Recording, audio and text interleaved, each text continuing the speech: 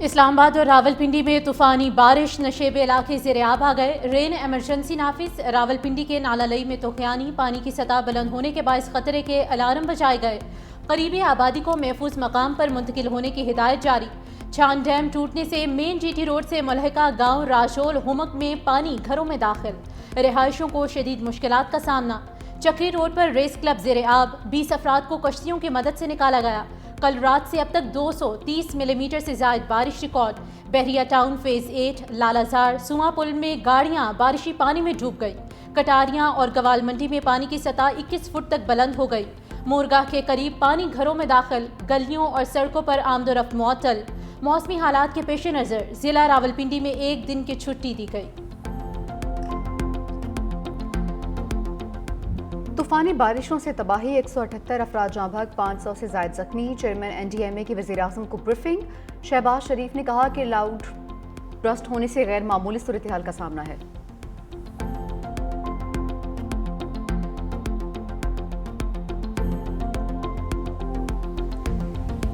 پاک فوج ہر مشکل گھڑی میں پیش سیلابی صورتحال میں ریسکیو آپریشن۔ چکوال اور خانپور میں 27 افراد کو ریسکیو کیا۔ دارالپور میں 38، ڈھوک بدر میں 31 متاثرین۔ گاؤں چکری راجن سے 3 افراد کی محفوظ مقام پر منتقلی۔ چکوال میں کلاؤڈ بس سے تباہی، 423 ملی میٹر بارش ریکارڈ۔ فلڈ ایمرجنسی اور ہنگامی صورتحال نافذ۔ سیلابی ریلے ڈیم بہا کر لے گئے۔ چکوال میں دھرابی کے مقام پر چھوٹا ڈیم ٹوٹنے سے پانی قریبی آبادیوں میں داخل۔ بھگوال ڈیم بھی ٹوٹ گیا۔ کٹاس راج مندر اور ست گھڑ مندر بھی پانی میں ڈوب گئے۔ چکوال سے راولپنڈی جانے والی سڑک بہہ گئی۔ نالا ہموار میں شدید طغیانی، 200 سے زائد افراد کو ریسکیو کر کے محفوظ مقام پر منتقل کر دیا گیا۔ پانی کے تیز بہاؤ اور بارش سے امدادی سرگرمیوں میں مشکلات کا سامنا۔ نالا گھاٹ میں طغیانی کے باعث پانی آبادیوں میں داخل۔ فتح جنگ میں شاہپور ڈیم مکمل بھر گیا، پانی پل کے اوپر سے گزرتا رہا۔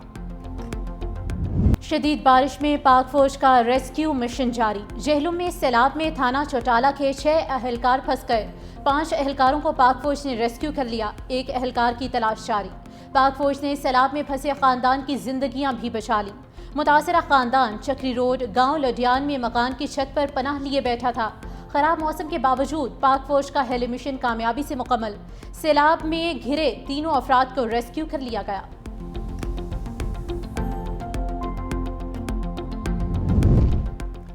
اسلام آباد میں موسلادھار بارش، سیکٹر F7 میں روڈ پر درخت گر گیا۔ F8 انٹرچینج کی 9th ایونیو کو جانے والی سڑک بیٹھ گئی، سڑک کو بند کر دیا گیا۔ CDA کاملہ بحالی کے کام میں مصروف۔ F8 انٹرچینج منصوبہ 45 دن کی ریکارڈ مدت میں تعمیر کیا گیا تھا۔ موٹر وے پر موجود شہریوں کو مشکلات کا سامنا۔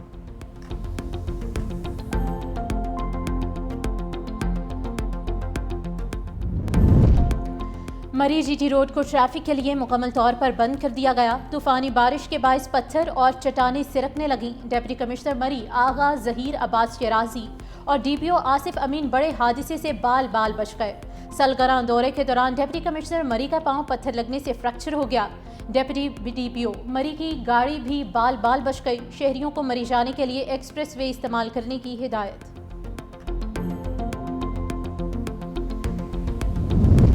پنجاب بھر میں دفعہ 144 نافذ۔ دریاؤں، نہروں، تالابوں اور جھیلوں میں ہر قسم کی تیراکی پر پابندی عائد۔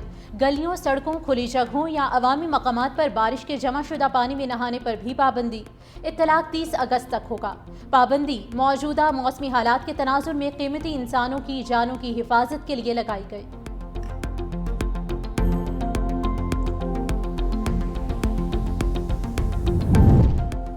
بارشی پانی کے نکاس پر خونی تصادم 3 جانیں لے گیا۔ پنڈی بھٹیاں میں کوٹ سرور انٹرچینج کے قریب 2 گروپس میں فائرنگ کا تبادلہ، 2 افراد موقع پر جاں بحق، تیسرے نے ہسپتال میں دم توڑا، 7 زخمی ہوئے۔ ایک گروپ کا کہنا تھا کہ بارش کا پانی اپنے علاقے سے گزرنے نہیں دیا جائے۔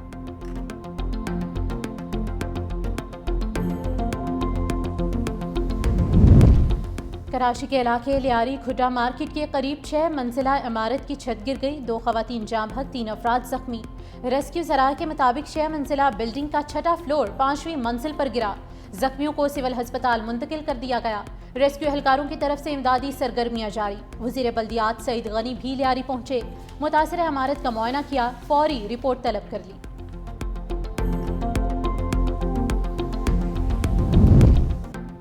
وزیر اعلیٰ سندھ مراد علی شاہ کا حیدرآباد کے بارش سے متاثرہ علاقوں کا دورہ، صوبائی وزراء شرجیل انعام میمن، جام خان شورو اور دیگر ہمراہ۔ وزیر اعلیٰ سندھ نے پمپنگ اسٹیشن اور ریلوے انڈر پاس کا جائزہ لیا، سول لائنز، ٹھنڈی سڑک اور آٹوبان روڈ کا بھی معائنہ۔ اسٹیشن کے ارد گرد نکاسی آب اور زیر تعمیر سڑکوں پر کام تیز کرنے کی ہدایت۔ میڈیا سے گفتگو میں کہا کچھ مقامات پر پانی ابھی تک موجود ہے۔ وزیر اعلیٰ نے جانی نقصان پر افسوس کا اظہار کرتے ہوئے کہا بارش کے دوران عوامی تحفظ کو یقینی بنایا جائے۔ پاکستان اسٹاک مارکیٹ تاریخ کی نئی بلندیوں پر پہلی مرتبہ 1,38,000 کی نفسیاتی حد بھی عبور کر لی۔ کاروبار کے اختتام پر 100 انڈیکس میں 2,285 پوائنٹس کا اضافہ، مارکیٹ 1,38,665 پوائنٹس پر بند۔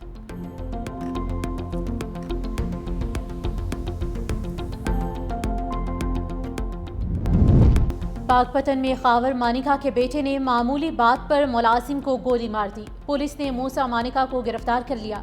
ملزم نے کام جلدی نہ کرنے پر ملازم کو گولی ماری، ہوائی فائرنگ کر کے زخمی کو اٹھانے سے بھی روک دیا۔ ڈی پی او پاک پتن کا نوٹس، پولیس نے ملزم کو گرفتار کر لیا، زخمی ملازم کو ہسپتال منتقل کر دیا گیا۔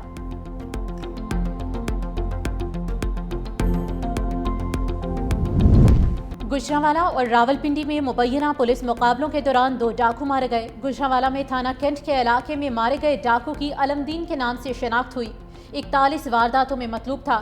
روات میں زیر حراست ملزم کو چھڑانے کے لیے ساتھیوں نے فائرنگ کر دی، ملزم عاطف اپنے ہی ساتھیوں کی گولی لگنے سے ہلاک ہو گیا۔ دوسری جانب سی سی ڈی کا بیرون ملک فرار اشتہاریوں کے خلاف کامیاب آپریشن، متحدہ عرب امارات سے 5 مطلوب اشتہاریوں کو گرفتار کر لیا۔ گرفتار ملزمان سی سی ڈی کو قتل اور مالی فراڈ کے مختلف مقدمات میں مطلوب تھے۔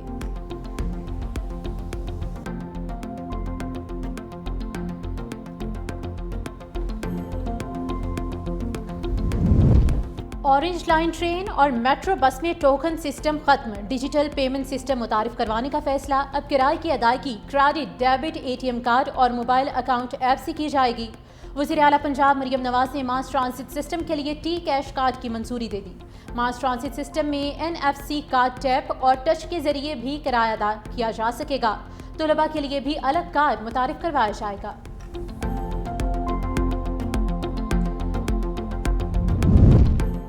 اسرائیل کی جنگ کا مقصد ایران میں نظام کا تختہ الٹنا تھا۔ ایرانی سپریم لیڈر آیت اللہ خامنائی کا کہنا ہے کہ ایران کسی بھی نئے فوجی حملے کا جواب دینے کے لیے تیار ہے۔ امریکہ اسرائیل کے جرائم میں برابر کا شریک ہے۔ ایران دشمنوں کو اسرائیل والی جنگ سے بھی بڑا دھچکا دینے کی صلاحیت رکھتا ہے۔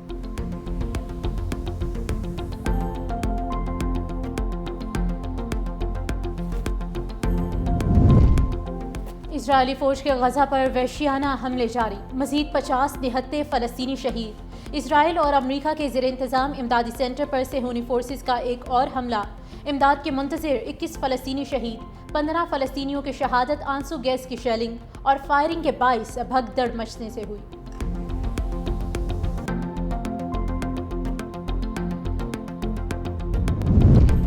غزہ میں امن کے لیے اسرائیلی قبضے کا خاتمہ ضروری ہے۔ پاکستان کی صدارت میں سلامتی کونسل کے اجلاس سے مستقل مندوب عاصم افتخار کا خطاب، کہا غزہ میں بھوک کے باعث فلسطینیوں کی اموات ہو رہی ہیں۔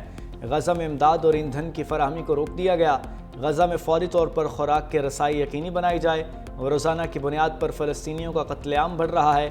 غزہ میں اقوام متحدہ کے امدادی تقسیم کے اداروں کو نشانہ بنایا جا رہا ہے۔